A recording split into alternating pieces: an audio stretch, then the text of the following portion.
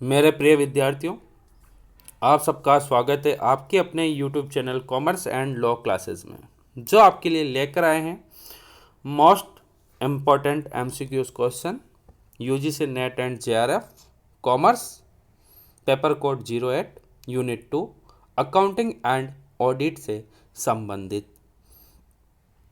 ये MCQs question आपके लिए DSSB, KVS, NVS, RPSC first grade commerce, HTET, UPTET, MPTET first grade से संबंधित है। और अभी यूपी में होने वाले लेखा सहायक, लेखापाल अर्थात जूनियर अकाउंटेंट से संबंधित मोस्ट MCQs क्वेश्चन है। इसी के साथ हम शुरू करते हैं नई उम्मीद के साथ। पढ़ने से पहले चैनल को शेयर करना ना भूलें। क्वेश्चन नंबर 1, साझेदारी अधिनियम कब लागू हुआ है?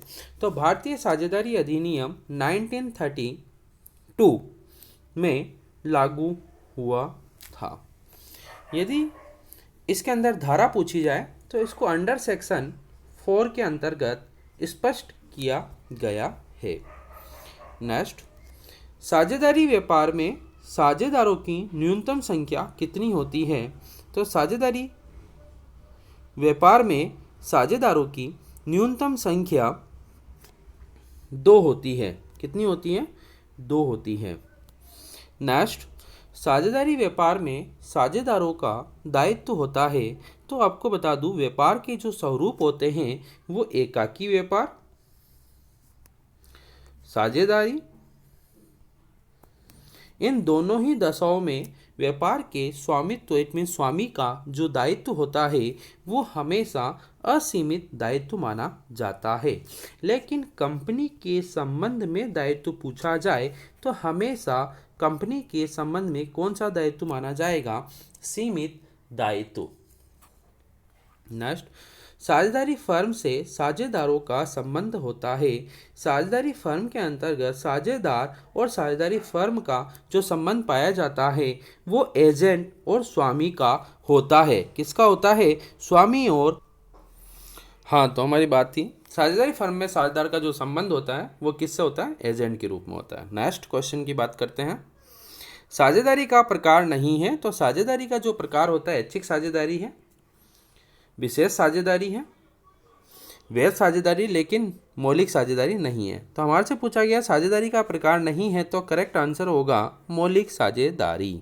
नेक्स्ट, यदि प्रश्न में साझेदारों के बीच लाभ हानि अनुपात नहीं दिया गया है तो क्या मानना चाहिए? यदि साझेदारों में लाभ हानि का अनुपात नहीं है तो ऐसी दशा में साझेदारी संलेख के अनुपात में लाभ हानि का अनुपात क्या माना जाता है?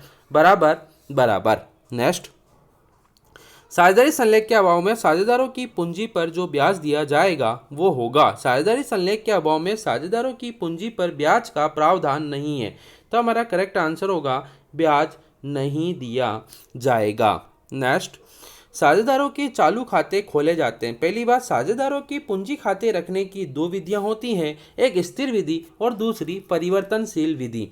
कौन सी विधि? स्थिर विधि और परिवर्तनशील विधि। स्थिर विधि के अंतर्गत 2 अकाउंट ओपन किए जाते हैं। पहला होता है कैपिटल अकाउंट और दूसरा होता है करंट अकाउंट। तो हमारा यहाँ आंसर होगा चालू खाते किस में खोले जाते हैं? तो स्थिर पूंजी विधि के अंतर्गत।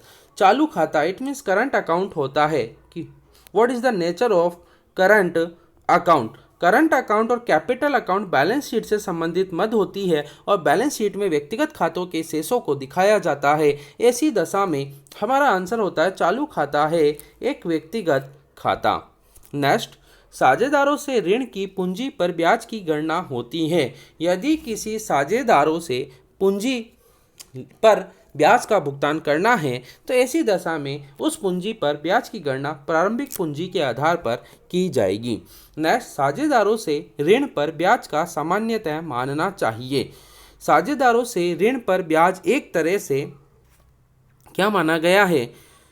फर्म के लिए या साझेदारों के लिए? साझेदारों से ऋण पर ब्याज फर्म के लिए एक तरह से क्या माना जाएगा? एक व्यय माना जाएगा, जबकि साझेदारों के लिए आय मानी जाएगी। यहाँ पर हमारे को व्यय किसको मानना है? फर्म को। किसको मानना है? फर्म को। यदि साझेदार हर माह की पहली तिथि को वर्ष भर आहरण करता है तो कितने माह का ब्याज लगाया जाएगा? ध्यान रखें, हर माह की पहली तिथि को आ जाए तो 6.5 माह, यदि हर माह की मध्य में आ जाए तो 6 माह, यदि हर माह के अंत में आ जाए तो 5.5 माह का ब्याज लगाया जाएगा, जो कि इसका करेक्ट आंसर है 6.5 माह का ब्याज लगाया जाएगा। प्रत्येक भूल, सुधार अथवा परिवर्तन हेतु पृथक पृथक पुष्टि करने के लिए जो खाता खोला जाता है, साझेदारी व्यापार में या साझेदारी फर्म में जब व्यापार का लेखा करना भूल जाते हैं या गलतियां हो जाती है तो उस गलतियों को सुधारने के लिए जो बनाया जाता है उसे लाभ हानि समायोजन खाता कहते हैं। It means P&L adjustment account के नाम से जाना जाता है। साझेदारी खाते बंद करने के पश्चात उनमें समायोजन किया जाएगा। यदि साझेदारी खाते बंद होने के पश्चात मुझे पता चलता है कि गलती हो गई है तो उस गलती को सुधारने के लिए जो समायोजन किया जाएगा वो समायोजन होगा हमारा आगामी वर्ष के प्रारंभ में समायोजन प्रविष्टि कर। तो आंसर है इसका श। Thank you for watching this video. New video की अपडेट पाने के लिए चैनल को सब्सक्राइब करना ना भूलें।